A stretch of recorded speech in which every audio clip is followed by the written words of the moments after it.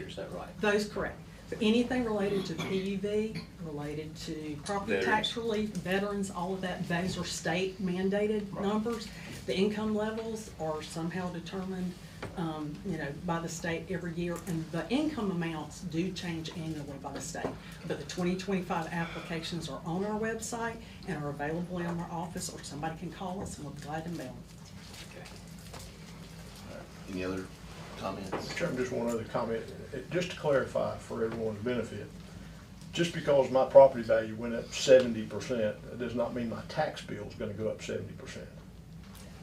I would dare say not, but I can't say what it's going to be because that's for this board. That's for this board to decide, yes. Yes, yeah, but I mean, as a general rule, probably not.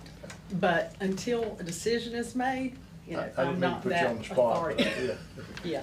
Yes, Okay. not Yeah, likely. And I would just say, looking through some information this weekend from what has happened in the last year or two, that there had been the corresponding cuts in the tax rate. I don't know if they're revenue neutral or what exactly they were, but there were some significant rate cuts in counties all across North Carolina over the last 2 years.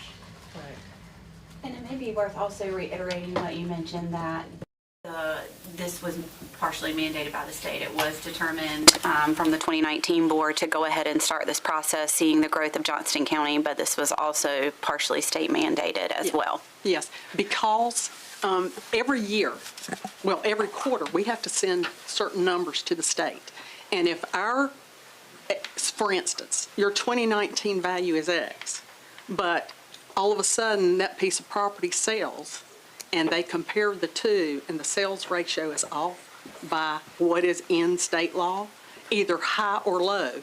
If that ends up being too far off, and I believe it's 15 points either side of 100%, we are required by law. The Department of Revenue will send us a notice saying you're required, you have to do it. Now, fortunately, this board had already made the decision. So we had already started down the road. We were already working on a vendor. We were already working on getting everything in place for it, so we weren't caught off guard. But there were many counties who have been triggered for an automatic advancement. Yes.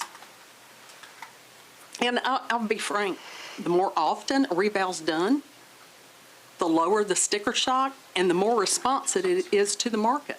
Such as, say the market decides to slow down, we can adjust for that. So really the more, and that's why it is by international and national and state leaders in this area, they strongly encourage minimum of a 4-year reevaluation cycle. Thank you. Mm-hmm. Any other comments? All right. Thank you. Thank you. Thank you. All right, next we'll go to the more traditional public comments. This is a time for those who wish to come and speak to an item that is not on the agenda. Mike Munden just raised his hand. There you go. Okay, well, come on up and I'm gonna finish reading while you come on up. How about that? So if you would, please state your name and your town or township that you're from. I'm Mike Munden. Hold on, I got a few more sentences to read, so hang on. They don't let me get away with it. So, all right. So we've already said state. So in order to balance the need for desire for citizens' input and necessity of disposing of the board's regular business, speakers will be allowed 3 minutes to speak and address the board. We'll remind this board and the folks in the audience that this is not a time for back and forth discussion, but a time for the board to listen to your concerns and issues.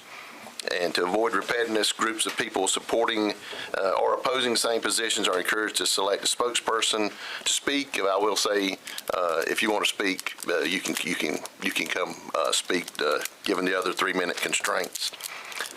And we just ask that speakers at all time maintain proper decorum and make their comments in a civil manner.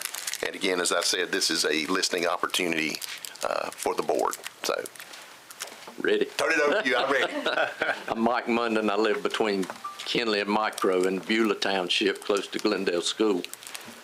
Thank you for the opportunity to speak, but we just heard from the tax lady that process, but I think that process is flawed, and I'll explain why. My wife and I were in the yard.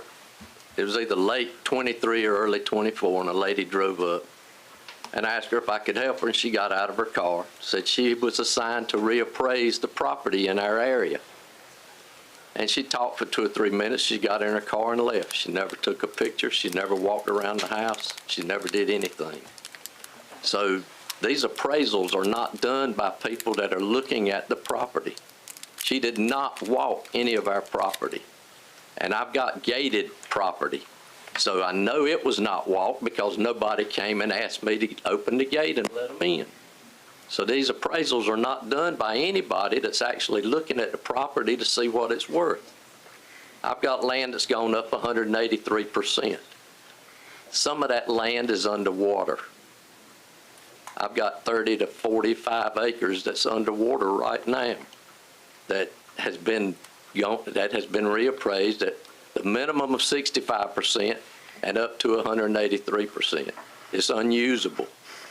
Little Buffalo Creek cuts my farm in two. And the beavers have dammed it up below my property line, so they flooded my property. And I can't use it for anything but hunting, which is fine with me, but it's not fine with my tax values. So I just wanted to know if the board can do anything about the process that is flawed. People need to walk this property before they say that it's gone up so much in value. And they don't need to base it on Clayton values and the Flowers Plantation values. Thank you. Thank you. Thank you. All right, next. Yes, sir. My name is John Long. I'm from the Cleveland area of the county. We were just notified that our house was assessed at 50% more value than the last assessment. I'm sure the good folk here will probably can beat that. But that's going to be a big bill for us, and I'd like you to consider a few things. If we're going to be charged 50% more property taxes, it's reasonable to think we may, if we're going to end up paying that much more, will we be getting 50% more county services? I fail to think of what those would be, and so I ask you to reconsider, consider how much this could be affecting us. I'm sure you agree that the money that we will pay for those taxes is first and foremost the money of its citizens. The ability to spend this money is a privilege granted by the citizens of this county. That said, you may want to consider whether the revenue you will receive may be more than what you need. And perhaps giving back to your constituents would be more appropriate. Finally, my wife and I moved to Johnston County from Wake County a few years ago. If this tax increase were to make retirees such as myself to now consider moving elsewhere, would you feel that the tax increase was still justified? However, even years ago, when my wife and I were a single-income family raising 4 kids, we would have had a difficult time paying for such a tax increase. I'd like to recommend that the assessments be lowered, or the tax rate, or whatever that is, to be in line with what most citizens have expected for their property assessments. In other words, keep it low. I also recommend that you limit the amount that property taxes can go up in a single year. If there's a need for more services, make those plans available to the public for comment and present the case for higher property tax assessments. Thank you for your time. Thank you, Mr. Long. Thank you. Yes, sir. So if you don't mind, we'll just kind of, you come on up, is we'll just kind of move this side and then come over to this side if that works. So go ahead. My name is James Peden. I'm from Pine Level, North Carolina. I just want to back up what the first gentleman said. When the tax person came to evaluate my property, not only did they not look at the property, they stayed in the car on the highway. Now, that's not tax valuation. I won't go into percentages of the tax increase. I'm sure I'll fall right in line with the other people in this room. It went up about 180%. That is not taking care of your county citizens. Thank you. Thank you. Thank you, Mr. Peden. All right.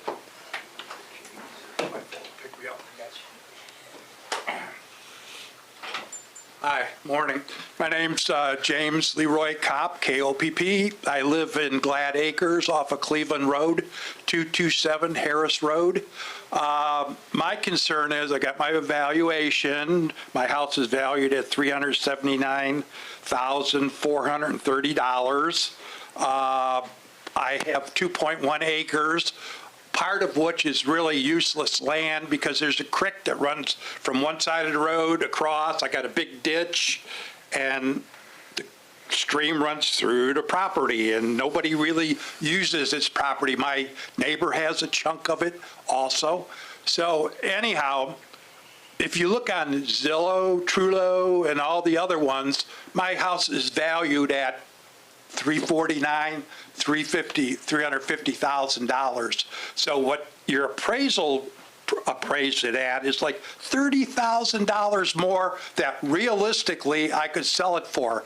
I went online, homes.com, houses that sold recently in the past year. I have 6 of them that are like $325,000, one $314,000, newer houses. That sold for less. Yes, their lots are smaller, but the 2 acres I have, most of it's useless, you know? And like I said, it doesn't jive. I could never sell it for what you're appraising it at.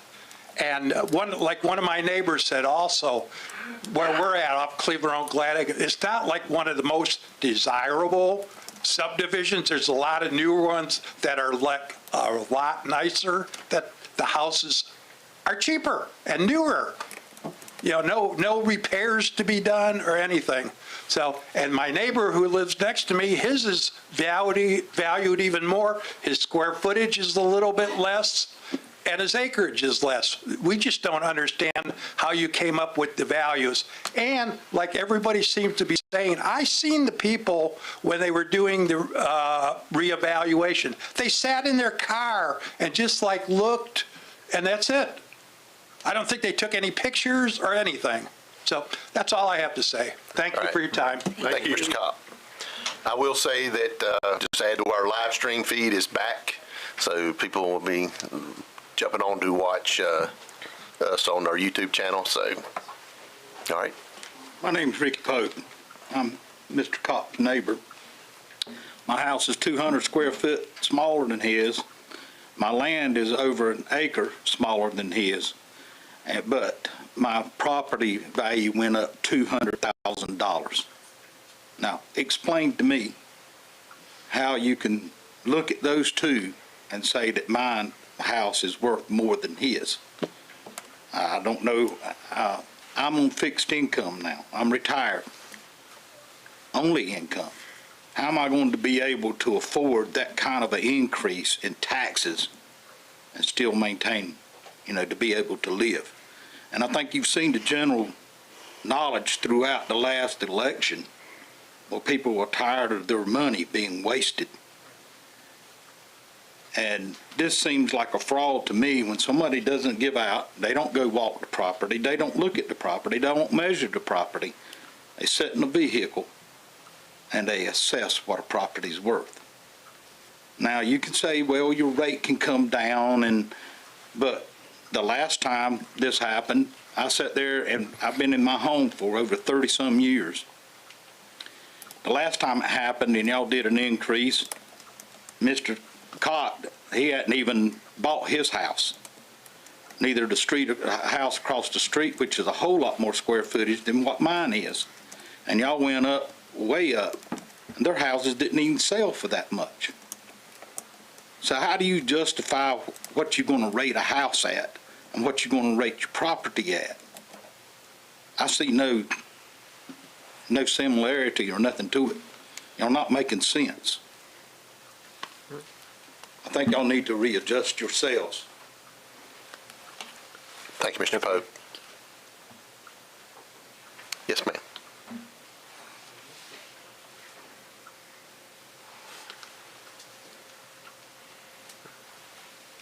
My name is Teresa Jernigan, and I live in O'Neill's Township. the property that we have has been in our family since my great-grandmother. 25 acres, just trying to hold on to it for personal reasons and because it's been in the family so long. Want to pass it down from generation to generation. Unfortunately, these higher taxes and these reevaluations is putting a damper on it. The taxes are not fair and equitable because the only people that's getting billed for these taxes are the people that own something. People that rent and other things, they don't have to pay these kinds of taxes unless they own property, personal property. So the tax in Johnston County is not equitable to everybody because everybody doesn't have to pay. It's hurting those of us that's trying to keep something in our family that's having to pay. My father is 89, fixing to be 89 years old. The property has been in the family, like I said, since my great-grandmother. If he has to pay the kind of property taxes that this is going to cost, he can't afford it. It went up 300% on 25 acres.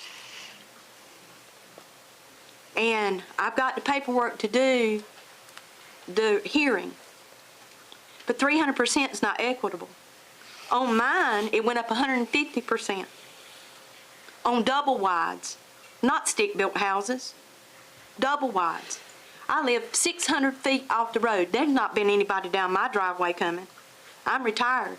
I retired with Johnston County Schools in 2020.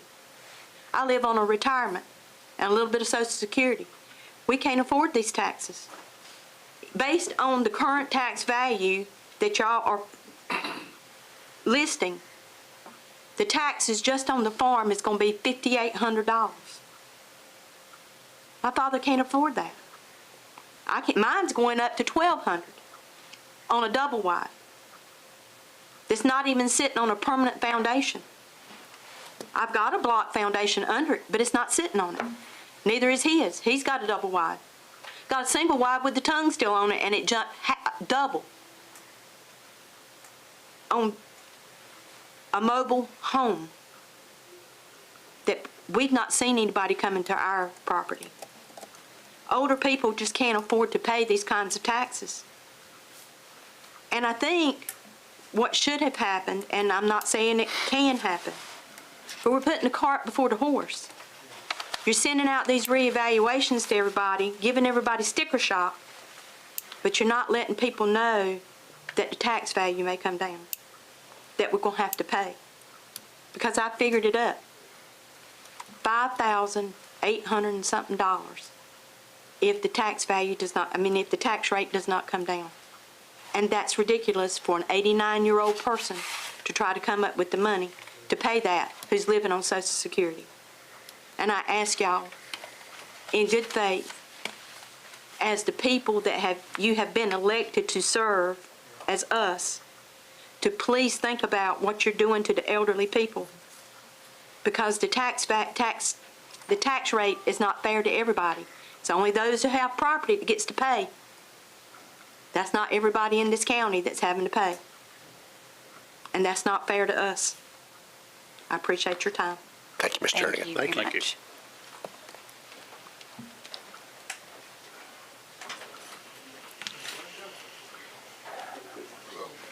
Yes, sir. How you doing? Good, good. Good. My name's Nick Carey. I live in Willow Spring, unincorporated, beautiful little area. Mine went up 350, 400, a lot of money.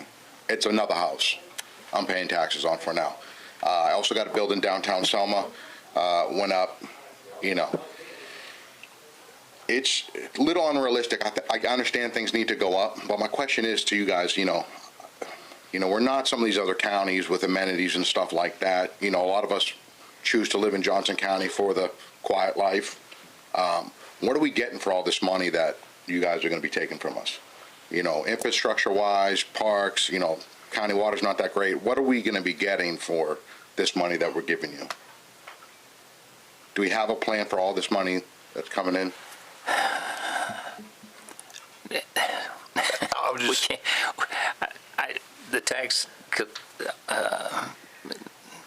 director just said that this is just part of the process. Nobody's taxes have gone up, just the evaluation of the property. Yeah, but they're going up, right? I don't know. If you look at 19, 20, 21, 22, nobody's taxes have gone up, they've gone down.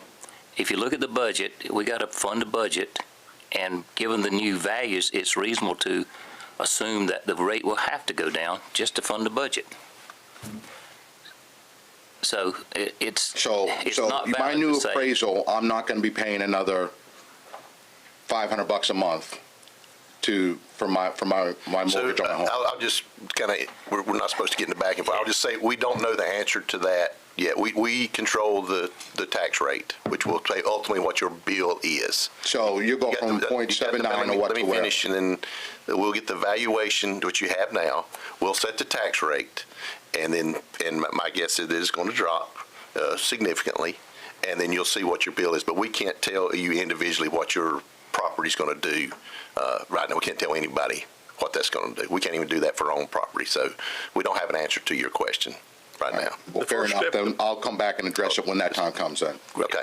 Okay. And I would encourage you and everyone who spoke to do exactly what Ms. Andrews said. Reach out, have a conversation, see if you need to fill out the online form and have a formal hearing or an informal hearing. But yeah, we can't answer individual property tax questions at this point because we don't know the answer ourselves. All right. And I know it's disappointing and not what you wanted to hear, but It's not, but I'll come back. okay. Thank you.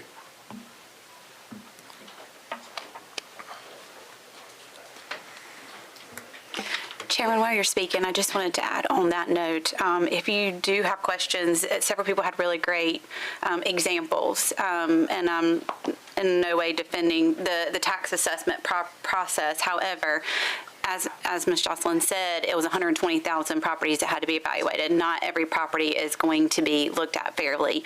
I know in my past, and I'm just speaking from my career field, yearly when these tax bills come out as real estate agents, we are constantly helping our clients and past clients defend their property value to the tax appraiser's office. So in the situations that were raised earlier, I would recommend you reach out to a professional that can help you gather that information to defend when you take to the property tax office, so we can help determine what land is actually worth, because that is the job of a real estate agent. For one, I'm not promoting anything whatsoever. I am just saying, if you need help in that department, feel free to reach out to any of your real estate agents to help you in that process to take to the tax office. All right. Yes, sir. My name's Larry Wood. I live in Benson, Banner Township, 4.5 miles east of Benson.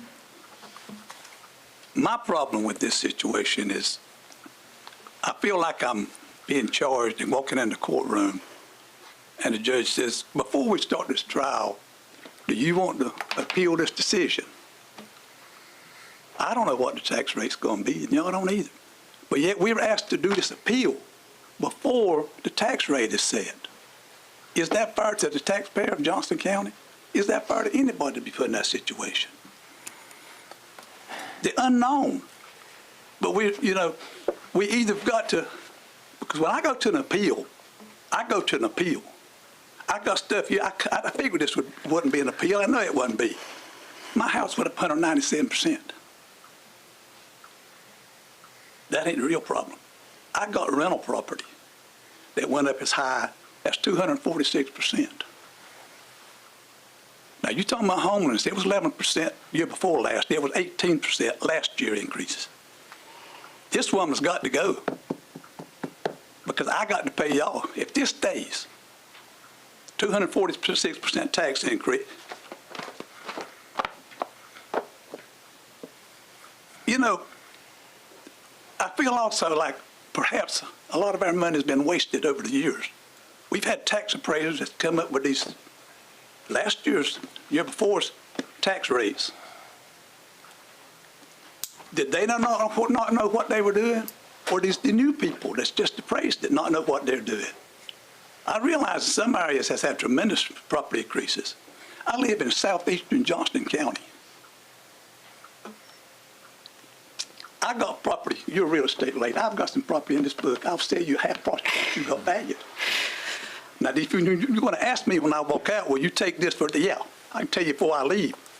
If you want to buy some property at half price, less than half price, what the county's got it valued, these appraisers, I'll sell it to you right outside the door.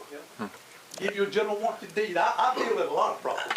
Give you a general warranty deed, so I have to stand behind it also. But I'll sell it to you in 20 minutes from now if you want it. Thank you. Thank you, Mr. Wood.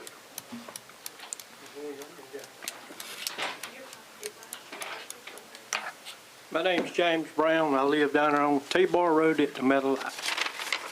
Now, we all just got through praying to the Lord for wisdom and knowledge. You can't convince me that this is God's will. Study your Bible. Study your Bible. Get up and have a relationship with the man.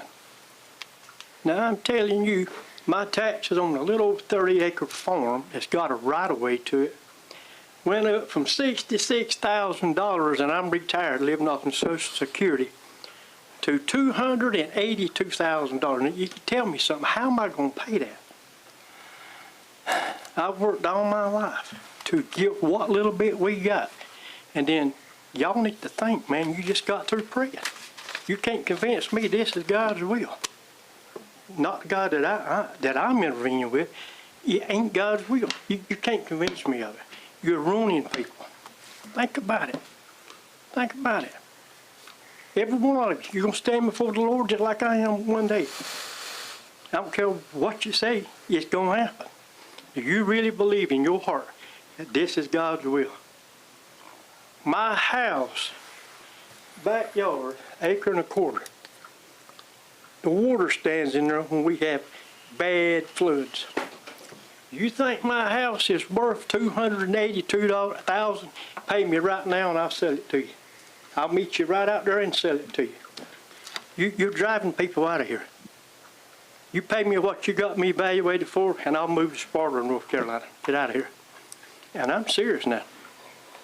You can't tell me that you can stand up here and pray to God, not the God that I'm affiliated with, and tell me this stuff is right, man. You'll never convince me of it. Think about it. Think about what you're doing to people. All of you. We're everyone getting on up age. All of us are. Now, you're going to see Jesus one day, just like I am. What are you going to tell him? Think about it, people. Think about it. It's time somebody stood. I wish I could bring Donald Trump down here. This ain't business. I don't care what your budget is. It's time some people start taking cuts and let's bring the worst economy I've ever seen in my life. And you're going to do this to us. You can't convince me it's his business. I got 3 little lots that I rent out. They've doubled. One of them goes down into the swamp. Now you tell me is that God. You won't convince me of it. I don't care what you say. All I got to say is this. When next election comes, I'm going to do my best to help vote you out. Every one of you.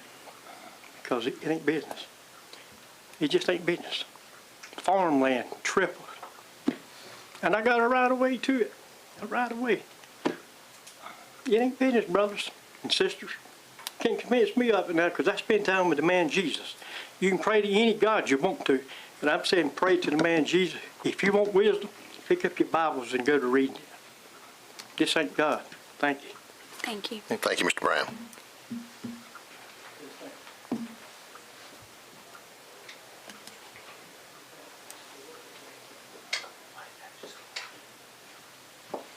All right. Anyone else on this side? Okay.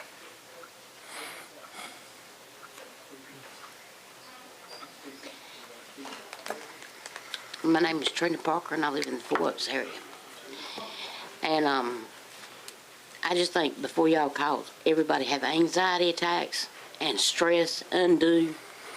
But y'all need to think about what you're doing, sending these bills out. My daddy's 80 years old. His went up 80% or more. People around me that are elderly can't afford their tax. They're having anxiety. My neighbor down the road, he's disabled. He can't get up here and do it. He's 86 years old. His wife just died. I mean, this is undue stress. He don't need this stress. If y'all don't know what they're doing when they're going out there and you're paying these people to appraise. I've been home too. They didn't get out of the car. But you can't sit in your car and tell if somebody needs to remodel their home or if they've got termites in their home. You can't look at that home and tell. Somebody's got to get out and look at it. You don't know what has to be done. But you need to show a need before you appraise and before you charge somebody something.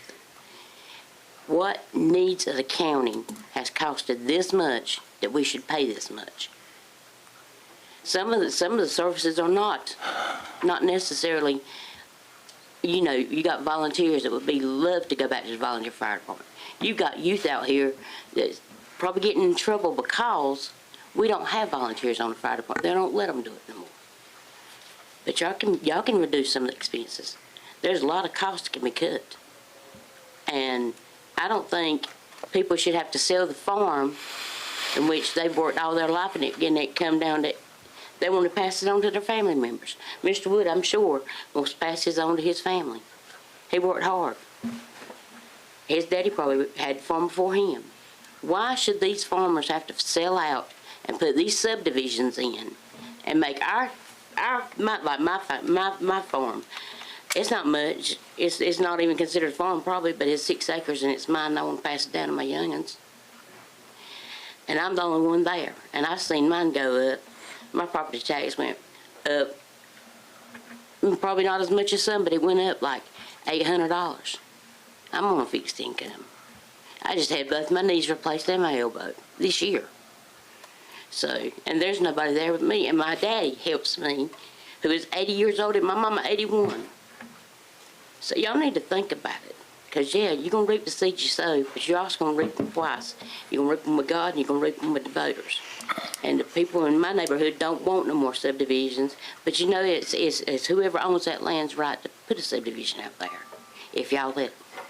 But it's also my right that if I want to farm my land or have animals on my land or pass my land down to my child, I should be able to do that. And you can't sit in your car 350 feet away, or as Ms. Jernigan said, way off the road, didn't come down a path, and see that she might have had a double wide and built a house around the double wide. Well, she's not going to get insurance the same as I'm going to get insurance, or you if you got a stick-built house. Y'all need to think about it, because there's a lot of voters that are very dissatisfied in the services. I'm all for law enforcement, but some of the services are not law enforcement, and some of them are wasted. And if one of the other things is look at the money that comes in from the sales, just like ABC store. Where's all that money go? Y'all make a lot of money off ABC store. So why y'all need to keep taxing us so much? We're not getting the services, and there's not even a demand for such services. And I know it's not going to all the county workers. Just saying. Thank you, Ms. Parker. Thank you. Thank you. Yes, ma'am. Hi, I'm Maria Hebert, and I have been living in Johnston County for 36 years. I bought my property that is 1.5 acres and a house on it. And Ms. Hubert, could you tell us the town or township? oh, I'm sorry. I live off of Orton Road. Okay. So, I expect it to go up in value, and the last time it was valued, it was $180,000. It went up to $270,000 on this appraisal. I have a piece of property that's 0.98 acres across the street. There is nothing on it but an old dilapidated barn. That went up from $37,000 to $78,000, and there's nothing on the property. I did sign my tax evaluation form and sent it back in because I have been before the board before on another matter, and I didn't get any, success at. Why do I need to, try to fight it? But then I've seen on Facebook, I've seen on WRAL, who's here today, that people are voicing their opinion. So I would come today and voice my opinion. I do expect it to go up because when I moved out to my property, there was nothing there. My mom said, why can't you get close to a town? So there was nothing there. And now I've got housing developments all around me. White Oak is there, 4042 is there, Layton is there. Within 5 minutes, I can get to anything I need. Thank you, Jesus. I appreciate that. But I live on a dead-end road, and all those years in bad weather, we have had it plowed twice. Now, I know that that's probably a state thing, but I'm just saying, nobody comes down our road. And if they do, they turn around in my driveway, so I know they're there. I've retired. I'm having a hard time, I'm sure as well as everybody else, looking at this at the end of the year, thinking, oh my gosh, I've got to pay double what I've been paying. So I would like that to be evaluated. I'm sure you guys, if you live in Johnston County, have been hit too. And I understand that. But like I said, that was a whopper of a jump. And could we not back it up some? And I know we have to meet with the level of the other counties in the state, but we are not Cary, we're not Raleigh, we're Johnston County. So it hurts. So please reevaluate. I appreciate it. Thank you. Thank you. Thank you, Ms. Hebert. All right, anybody else over here? All right, anybody from this side? All right, no one in the hall? Okay. I will say that we have received almost a dozen emails on this issue, and I'm just going to list the names. I'm not going to go. Kelvin Morgan, Robert Vilak, Loretta Langdon, David Holloman, Tommy Eason, Kathleen Thompson, Shannon Peterson, Alice Baker, Matt Williams, and Healy and Ken Young have all sent emails to us, and those emails will be available in our minutes when they're ready as part of this public comment period. All right, so with that, we will move on to the next item on the agenda. Chairman, real quick, not to keep this going, but I did want to know if we could have Jocelyn speak one more moment about, there was someone who spoke about several people who are elderly or not able to get out and about and maybe appeal their assessment. Can you talk about, for those that are, potentially disabled or don't have ways to get online or come to the office, ways that they can appeal? Surely. I was going to ask if you would add to just reiterate, I think there was at least 3 programs you mentioned for relief on that too. And maybe the phone number. Yes. Yeah. Yeah, you might have to remind me of all this in a minute, but anyway, first things first. If somebody wants to appeal, there are 3 ways to do it. They can go online, file the appeal, submit the paperwork, and get a result later, okay? The second one is they can call our office, and I'll give that phone number. That number is 919-989-5130. And I'll just say, when you get that number, the first option when you call that number is, because it's automated attendant, is would you like to speak about, or is this call about revaluation? Press 0. That's the first option. Press 0. Then it asks you, would you like to speak to somebody, or would you like to schedule an appointment for a face-to-face meeting? You press 1 if you want to speak to somebody. That goes to our appraisers. The second option is, do you want to schedule an appointment, which is option 2, and it walks you through all that. And that is to schedule an appointment. Those are the informals that start tomorrow, okay? So all that to say, now, if they want to talk to somebody, or if they don't have the ability to go online, because I know many people either don't have the ability, maybe don't understand it, or choose not to, and that's fine.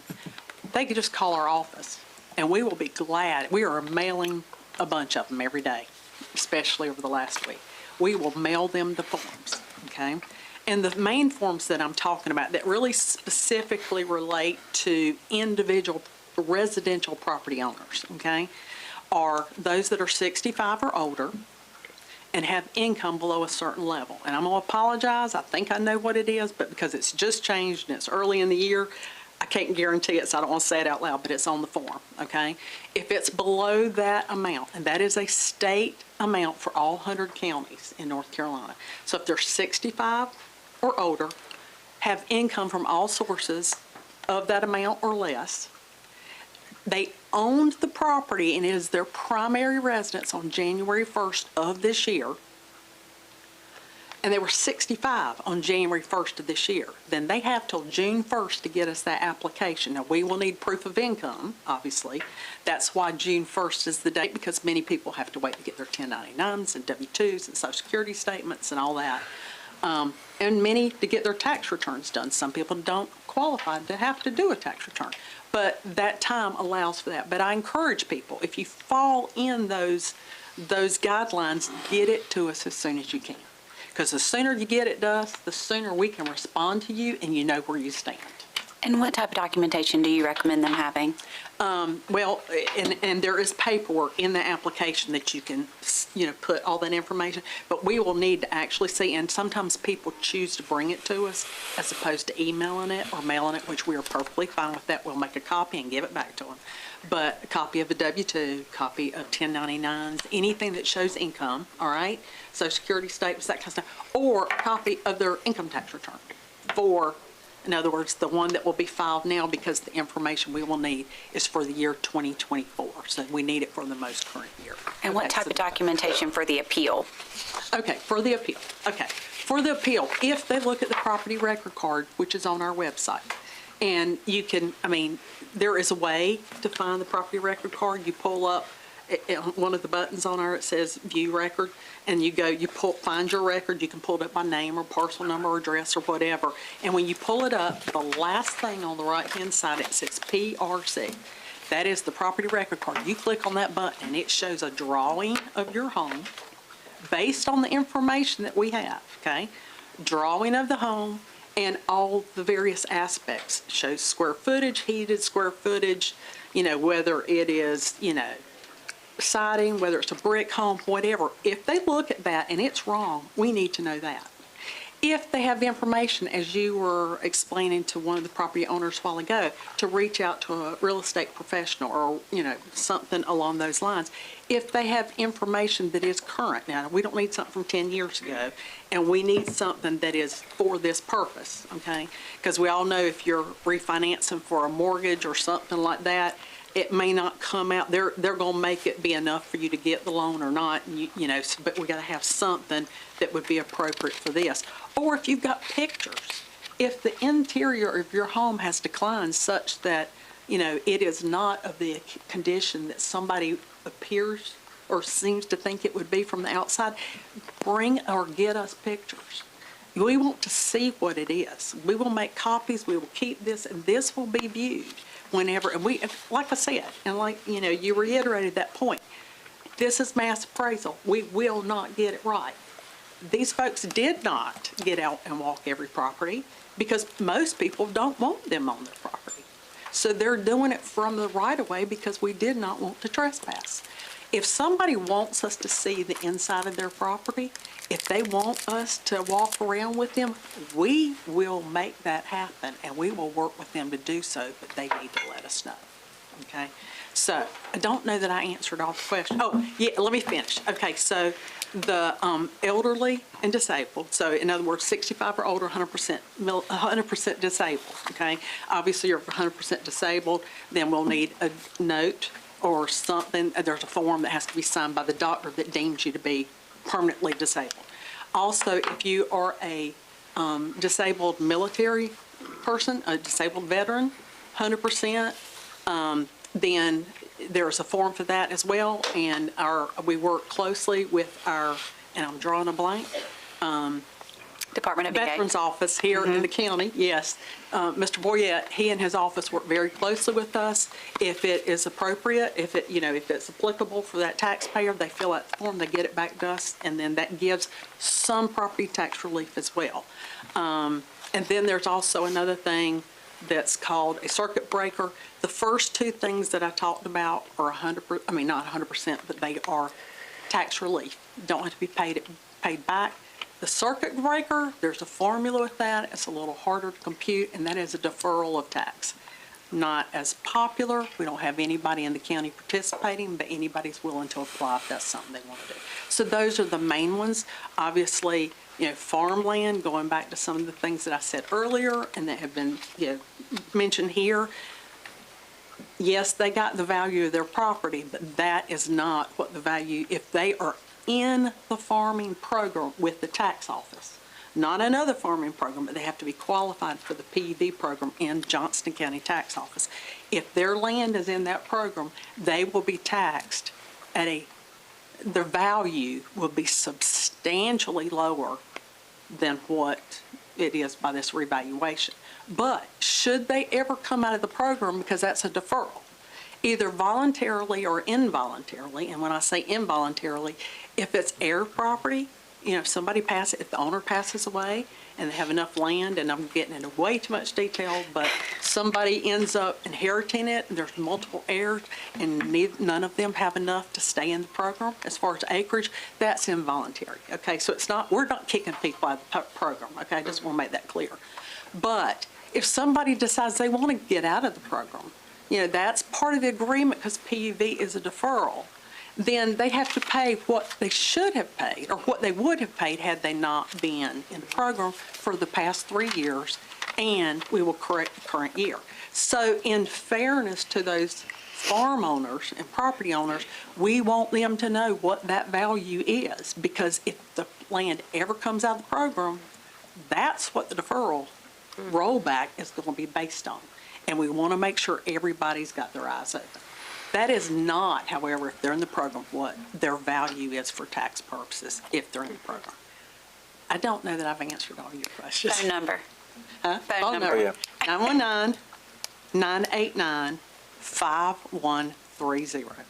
And if you end up calling our collection office, we'll talk about that in a few minutes, it's the same auto attendant, and it's still revaluation is the number one. It is the first option, which is a 0. So. And then what if someone wanted to enroll their property into the PUV program? Okay, applications are online, and we have 2 individuals that are here, and that's their primary function. And they will work very closely with those property owners to ensure that they've got what they need to be able to enroll the village system through that process. Thank you. Is there a minimum size, like for the lady that had, I think, a 5-acre farm? Yes. Is there a minimum? Yes. Okay, so for agriculture, which is normal farmland, it's 10 acres. Okay. For forestry, it's 20 acres. For horticulture, and it's interesting to see what falls under horticulture, but that's 5 acres. So she has enough for horticulture, but the other thing, that in a situation like that, and there's a whole lot to all this, but the other thing about all that is if the home is on that site, and that's part of the 5 acres, then she probably does not have enough. But without knowing the specifics of that particular situation, I can't answer. But 10 acres for agriculture, 20 for forestry, and 5 for horticulture. Thank you very much. Thank you. Yes, thank you. Thank you. And thank you for making us pause to Yes. get all that in, so I Yes. appreciate that. Let me know what else. Okay. All right, the next item on the agenda is a budget revision for Johnston County Public Schools capital projects related to the 2022 bond referendum. Ms. Hubert wants to say something. Sure, hold on. Chad, if you want. Yeah.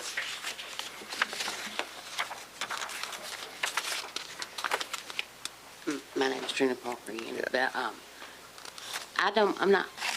I'm not one to go ask for help on something and then the government take over my property. I'm saying, y'all should make a way of showing the public a need for the money before you take the money. If I owe the tax, I'll pay the tax. But I don't want my land in anything government because I don't trust the government. And I'm sure everybody else feels the same way because there's something about you get in these programs and you got this, that, and the other. I work to get my land. I'm not willing to give it to the government or go through this measure, that measure. And if you follow along with the Institute of Government, Institute of Justice, where zoning is illegal to start with, but they're working on it. So anyone, I encourage Take that one off. All right, thank you, Ms. Park. And I will say, as part of our budget process, you should become well informed of what we're planning on doing with with your dollars and our dollars. So, all right, Mr. McLam. Good morning.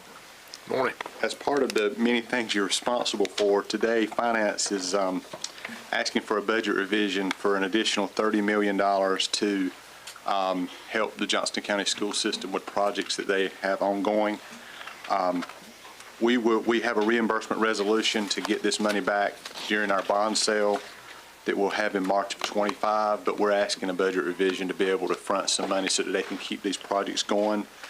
The projects that they have going on right now that we don't want them to stop on, that we want to front money on to help them out, is a new Wilson's Mills High School, a new Swift Creek Elementary School, additions and renovations to Cooper Elementary School. They're doing security improvements throughout the district, and Princeton High School and Middle School bathrooms and storage facilities that they need to construct. So those are some of the things that they're doing there that we want to be able to help them out on so they can get it done, and we will get these funds back at the bond sale in March.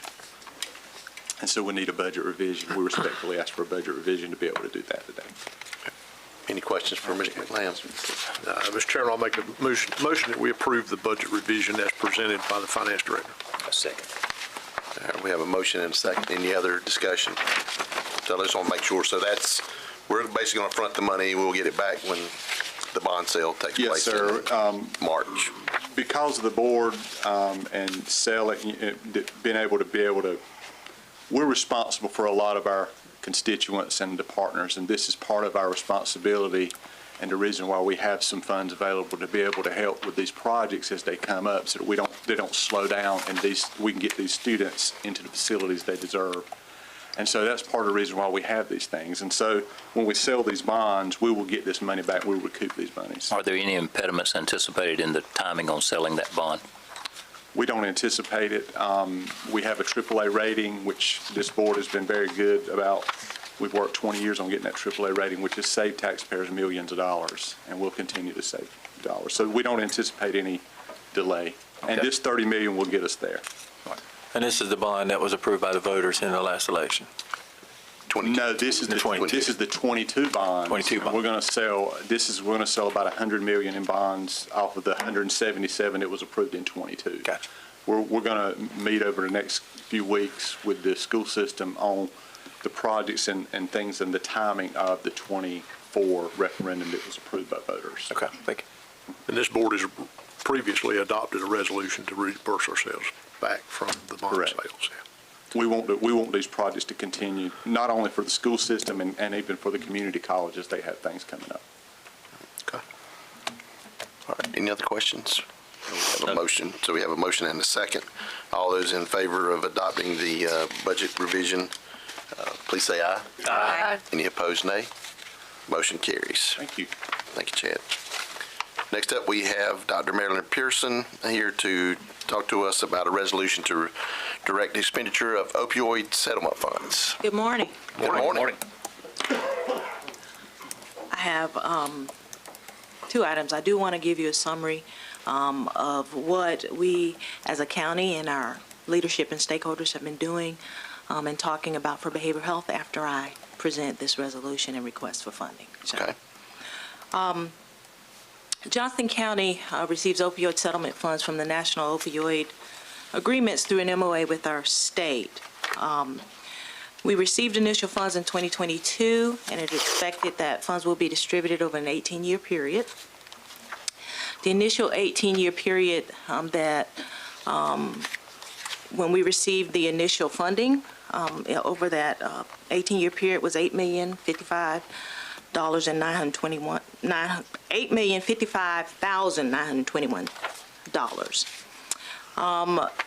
Now, there have been additional settlements provided to the state and the county, and we expect that over the 18-year period, we will receive $15,103,500.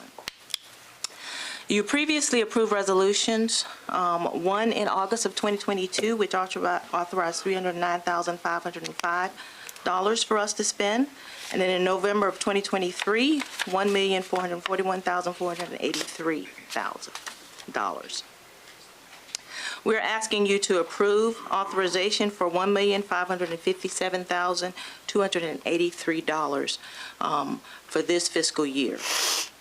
These funds will be used for the 7 strategies listed below: collaborative strategic planning, where we have an opioid coordinator and task force activities; evidence-based addiction treatment, where we're doing medication for opioid use disorder with our partnership with Commonwealth Health and our post-overdose response team; recovery support services, where we're trained peer support specialists and employ a peer support specialist to support our port team; for early intervention, where we're doing mental health first aid, youth mental health first aid and overdose awareness events; for naloxone distribution, where we're distributing Narcan to the community and provide trainings; post-overdose response team, where we're partnering with emergency management, with community paramedics who respond to overdoses and mental health crises and connect residents to services.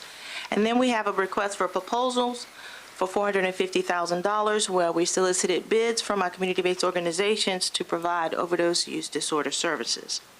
All those services, those 7 strategies, the total that we're requesting you approve is $1,557,283. Of note, once we approve the services for the RFP process, we'll need to come back to you to have another resolution approved and expenditure of those funds.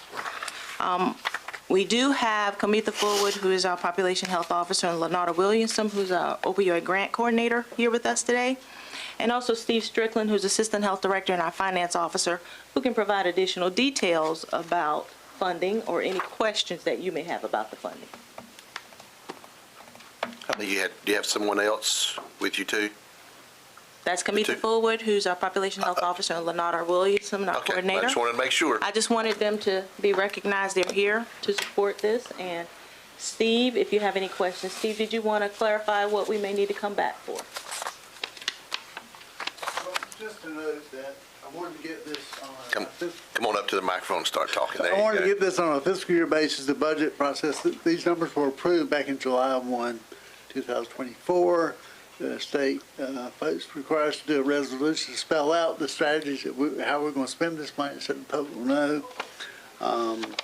And then, as Dr. Pearson mentioned, with the $450,000 RFP money, once we know how that money is being spent, if it's not going to be spent, we need to come back and tell you again, just to make sure the public is very much aware of what we're doing with the opioid settlement funds. Okay. All right. Thank you. Questions on money? Any questions? All right. I have a question for Dr. P, but I'll wait till after we deal with this. Okay, so we want to deal with the resolution and then we'll get your... Yes, sir, please. All right. Mr. Chairman, I'll make a motion that we approve the resolution as presented by the Health Director. I second it. All right, we have a motion and a second. Any other discussion? All right, all those in favor of approving the resolution, please say aye. Aye. Any opposed, nay. Resolution is approved. Thank you. All right. Appreciate it. The Naloxone, which is Naloxone? Narcan. Narcan. Yes. That's rescue medication for those who have overdosed. Is there any danger in that? No, Okay. sir. It can be used in children also. We actually have Narcan in our schools now, so they are utilizing it there, and we have had actually responses in our school with it. I knew it had been made readily available in certain places, and in the Army we had some times dealing with nerve gas shipments, and we have nerve gas antidotes, but it was dangerous to take it unless you're exposed to nerve gas. So I didn't know if that was That is not the case for this. So, and we are distributing that. Anyone in the county that would like to have Narcan can walk into the health department. We provide some education and then give them doses of Narcan to use. So. Good. Thank you. All right, great. So I did want to provide an update to let you all know that we as a county have been looking at, what are the gaps and what are the needs for our residents here in our county for behavioral health, for mental health, and particularly our families and our children. In early 2023, Commissioner Harris convened a stakeholder group to discuss this with multiple people here in our county, including, our county manager was involved, Commissioner Godwin was involved, Lee Jackson, who's on the Alliance Health Board. There are MCO assigned to our county. Our hospital, of course, was involved. Our DSS director, county attorney, all of them meetings since then to talk about what are the needs and what are the situations where we might need some assistance and help. We also had Representative Donna White and Senator Sari come to a meeting and provide an update for us on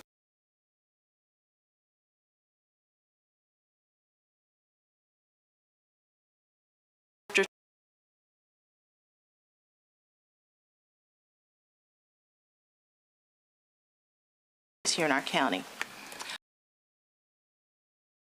Children, and of course that will address for behavioral health crisis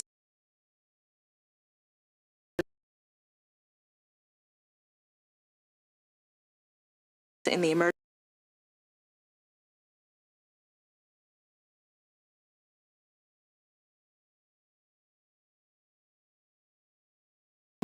at group homes for particularly those kids who are in custody of DSS or who have been in the ED for a long period of time. And then enhanced supportive housing, which will provide a combination of supportive housing, intensive monitoring, and comprehensive behavioral health services to residents here in our county. We've been talking with Alliance Health, and they have a proposal. We're going to be getting that to you for review. And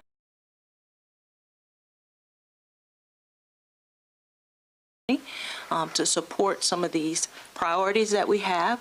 So you'll hear more information about that. But I do want to update you and let you know that our county and trying to focus on those. Commissioner Harris? Yeah, I appreciate it, Dr. Pearson. Most of you that, for the benefit of the new members of the board, it is a huge problem in our county. Mental health is a major problem. It's a major problem all over North Carolina. It's not just in Johnston County. But we came together to try to craft some type of solution that would help DSS, which I serve on that board, and in the hospital.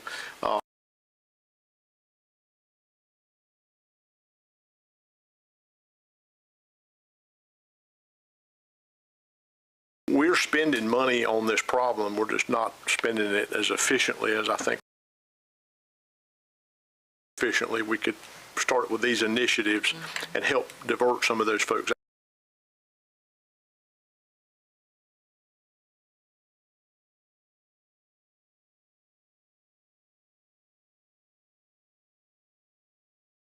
Housing for people as well. And at one time, we even had people housed in other states, and we had to fly social workers out there once a month to check on those individuals. One was in Florida and one was in Arizona or something like that. Yeah. So this is a massive coming together. We first had to come together and figure out the depth of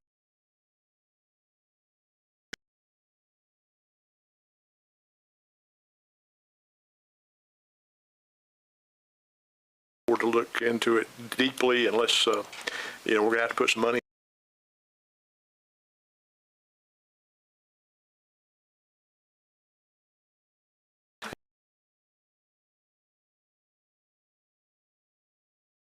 We want to do our part to do that. So thank you.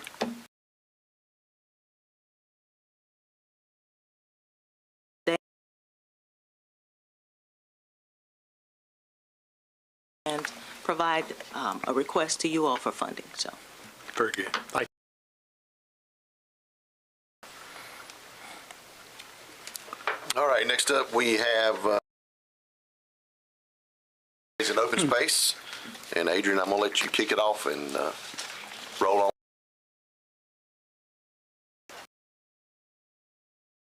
on. We've got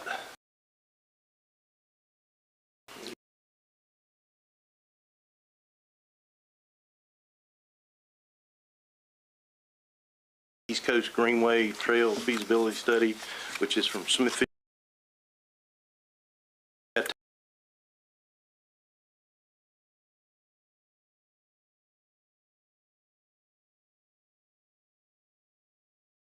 of that feasibility study.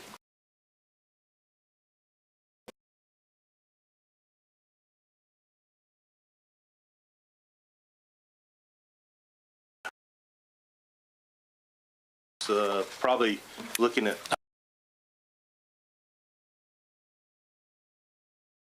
grant through MCDOT. Sorry about that.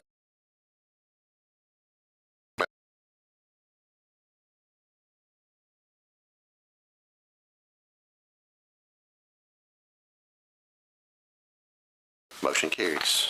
Thank you. The next item, we were hoping to have somebody from TLC here.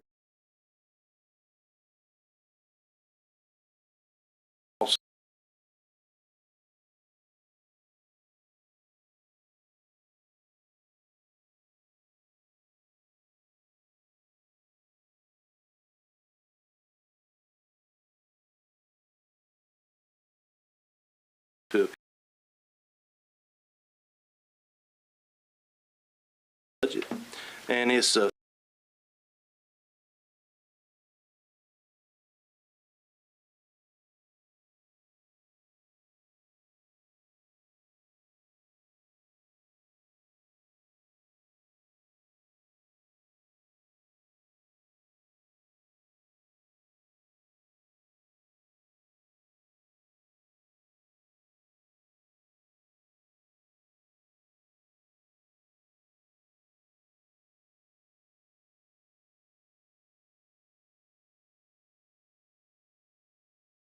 Sure.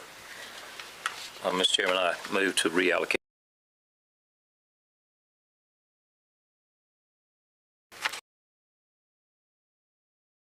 All those, You know, any this, discussion? this soft cost,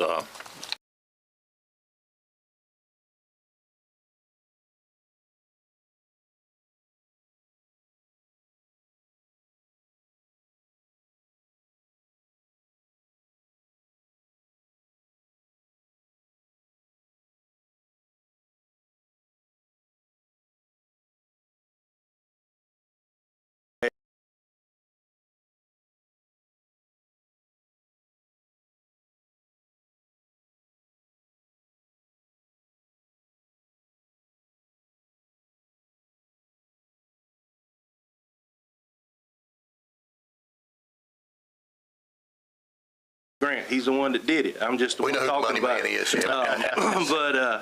But we requested the ability to apply for a Water Resources Development Grant to build a boat ramp, parking area, and fishing dock right across from East Clayton Elementary School. The total cost on that is going to be somewhere around $291,000, which is a deal. We're partnering with North Carolina Wildlife Resources Commission, and we received that grant. The grant is a 50-50 match.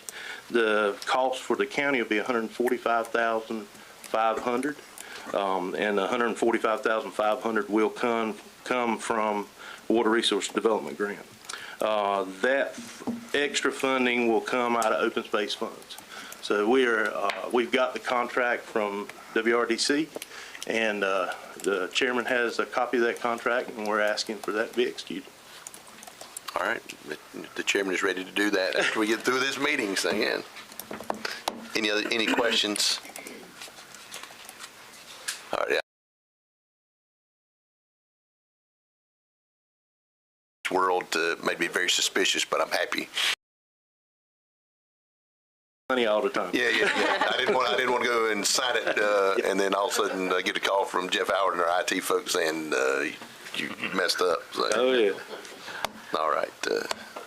Mr. Chairman, I move that we accept the Water Resources Development Grant in the amount of $145,500 for the boat ramp project near Clayton. Second. All right. Any other discussion on that? This has been 2-3 years in the making. We bought that piece of property, I think, 6 months after I started. So, and that is about the general amount of time it takes and things like that. So we'd love to speed it up. one technical question. Do they plan to put a fixed pier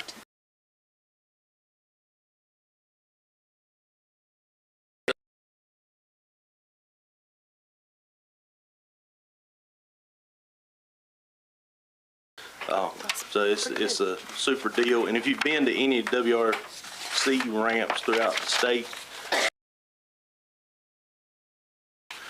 and now I will say it's a car top kayak canoe ramp. It's not going to be.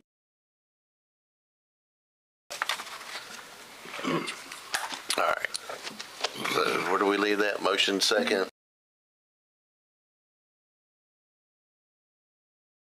Say aye. Aye. Any opposed, nay? Motion carries. As always, I appreciate everybody.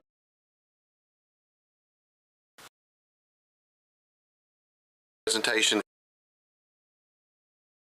Whitson here. Digital inclusion update. Yes. Good morning, Commissioners. Thank you for having me here today.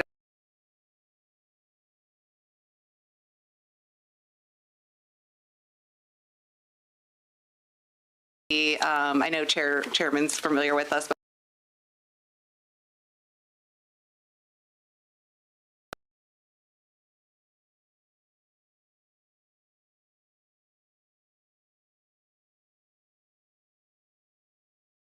that we were going to be progressing fairly quickly, but like sometimes happens.